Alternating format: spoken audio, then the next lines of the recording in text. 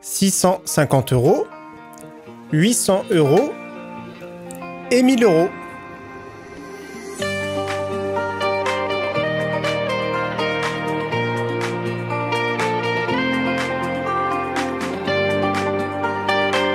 Vous vous en doutez, aujourd'hui on va parler PC Gamer et plus précisément configuration gamer. Salut tout le monde, c'est Flo et j'espère que vous avez la forme. Donc je vais éteindre ces trois PC, on va les voir en détail.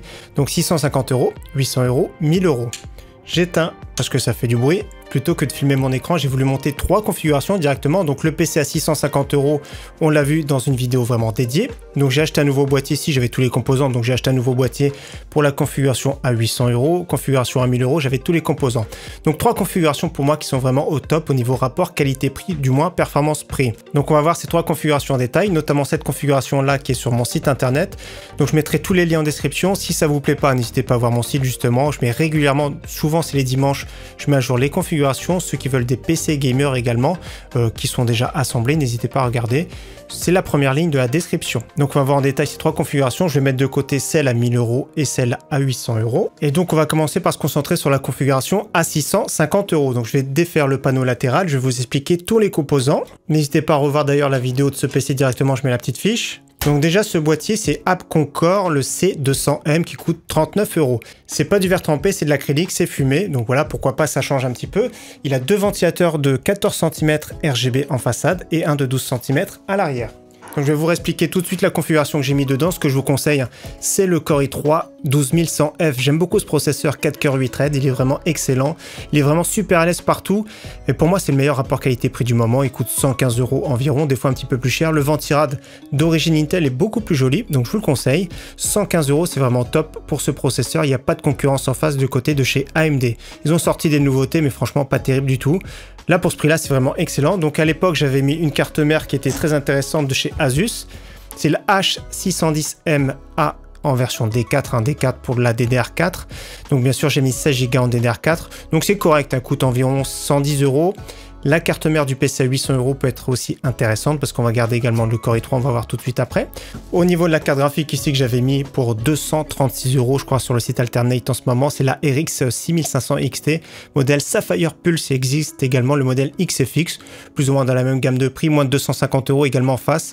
Chez Nvidia, il n'y a pas de concurrence. Cette carte graphique n'a pas très bonne réputation, mais si vous l'utilisez sur une plateforme comme ici en PC Express 4.0, c'est vraiment super honorable. Donc n'hésitez pas, comme j'ai dit, à revoir la vidéo test.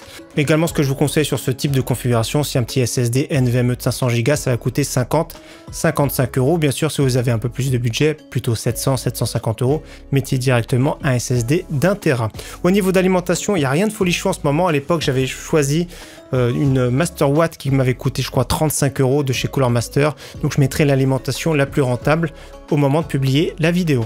Donc ce petit PC ici, 650 € qui permet de jouer sans problème à tous les jeux du moment, 1080p qualité moyenne, voire élevée, bien sûr à plus de 60 FPS et même les jeux compétitifs, hein, n'hésitez pas à regarder. Donc bien sûr ce boîtier correct sans être exceptionnel, donc dans les 40 € c'est assez difficile d'avoir de bons boîtiers, j'en ai vu pas mal sur le site Infodiscount qui vont arriver. Je voulais vous présenter une nouveauté pour l'occasion, mais j'en ai pas trouvé pour le moment, donc on connaît très bien les Aerocool, et également des Ximatec qui vont arriver dans les 40-45 € qui peuvent être pas mal. Donc je le mets de côté, celui-ci maintenant je vais vous présenter tout de suite la configuration à 800 €. Ah là, c'est vraiment le top au niveau rapport performance-prix. Vous allez voir, c'est vraiment excellent. Pour moi, pour 800 €, c'est vraiment excellent. Il n'y a vraiment pas mieux en ce moment. Donc, comme je l'ai dit, au niveau du processeur, on garde le même. C'est le Core i3 12100F. D'ailleurs, j'ai commandé une nouveauté boîtier pour l'occasion. Je vais tout de suite retirer la petite vitre ici en verre trempé qui est très fragile, 3 mm d'épaisseur. Donc, c'est un boîtier de la marque Oversteel, 49 € avec deux ventilateurs, du mesh en façade. Franchement, c'est top. Configuration micro ATX. Et sur le top, il y a de la place pour mettre un water cooling de 240 mm. Donc au niveau du reste de la configuration, je vais vous montrer tout de suite la carte mère que j'ai mise et qui est possible d'utiliser également pour le PC à 650 €. Donc c'est la Gigabyte, regardez, ils m'ont mis du scotch partout, B660M DS3H, 122-125 € environ. C'est une carte mère micro ATX vraiment intéressante. En plus de ça, il y a de l'USB Type-C à l'arrière. Il existe pour environ 30 € de plus la version Wi-Fi, donc c'est vraiment pas mal comme carte mère micro ATX. Ça rentre super bien dans le boîtier, ça prend vraiment toute la place. Et donc je trouve qu'au niveau rapport qualité-prix, c'est une des meilleures en B660. Donc excellent combo. Bien sûr, il faut rajouter également 16 Go en DDR4. Au niveau de la carte graphique, pour moi le top Performance prix du moment, c'est la RX 6600, notamment modèle XFX. On le retrouve dans les 360, 370 euros. Franchement, c'est top. C'est une carte graphique excellente pour jouer en 1080p qualité élevée ultra. Donc, excellent combo. Pour moi, c'est le top combo du moment pour un PC dans les 800 euros. Au niveau de l'alimentation, donc je savais pas trop quoi mettre. J'ai mis l'AMSI 650 watts 80 plus bronze. Ça laisse un petit peu de marge pour les futurs upgrades, pour une plus grosse carte graphique, par exemple, plus gros processeur, etc. Ça coûte pas trop cher, 57 euros environ. Et donc au niveau stockage également, ce que je vous conseille, c'est un petit SSD de 500 Go. Bien sûr, si vous avez un peu plus de budget, prenez directement un SSD NVMe d'1 Tera. Donc très beau look, très bonne performance pour ce PC. Franchement, au niveau rapport performance-prix, c'est un des meilleurs du moment. Et donc maintenant, si vous avez un budget d'environ 1000 euros, voilà, je vais retirer également la vitre en verre trempé. Donc voilà, pour 1000 euros, qu'est-ce qu'on peut avoir en ce moment et qu'est-ce que je vous conseille déjà? Déjà, le boîtier, c'est un pack qui comprend le boîtier qu'on connaît très bien, le Gunnir 110M. Donc c'est la version RGB, du mesh en façade. Regardez, c'est super joli, du RGB, un troisième ventilateur en extraction à l'arrière, du verre trempé. Franchement, c'est un bon boîtier. Lui seul coûte 59 euros. Là, en pack avec une alimentation MSI 650 watts, c'est 135 euros. C'est vraiment super intéressant. Très bonne alimentation, 650 watts, 80 plus gold. Donc ça, je vous conseille sans problème ce pack-là. C'est vraiment une valeur sûre. Donc moi, je suis parti sur le Ryzen 5 5600X. Pour moi, c'est vraiment le top pour un budget 1000, 1200 jusqu'à 1500 euros. Il est vraiment excellent. En face, il y a le Core i5 12400F qui est vraiment très proche au niveau performance. Mais au niveau des cartes mères, elles sont quand même beaucoup trop chères. Donc là, par exemple, pour 300 euros environ, on peut avoir et le processeur et une carte mère ici, comme l'excellente B450 Tomahawk Max 2. Et donc, c'est un avantage par rapport à son concurrent de chez Intel. Voilà, c'est les cartes mères qui sont moins chères. C'est pour ça que je privilégie cet excellent processeur. Actuellement encore, c'est le Ryzen 5 5600X. Il y a la version non X également qui est sortie, qui peuvent être intéressantes. Donc là, à peu près 225 euros, à peu près 85-90 euros pour la MSI. On peut ajouter dessus un pack très intéressant. Donc, j'ai mis la RAM Corsair RGB Vengeance. Il existe chez Rue du Commerce un kit directement avec un SSD NVMe Western Digital, plus la DDR4 à prix super intéressant en ce moment.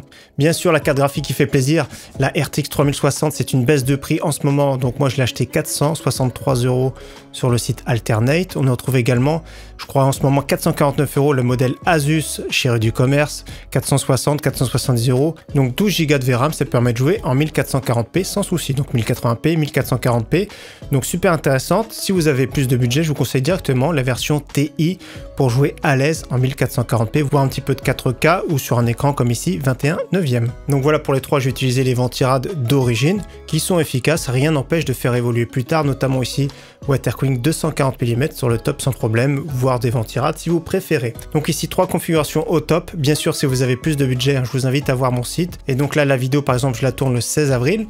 Si vous voyez cette vidéo plus tard dans quelques mois, n'hésitez pas à voir mon site internet avec les configurations qui seront plus à jour. Dans tous les cas, comme d'habitude, encore une fois, merci à tous d'avoir suivi cette vidéo et j'espère qu'elle vous aura plu. Je vous dis à très bientôt sur ma chaîne. Ciao, bye!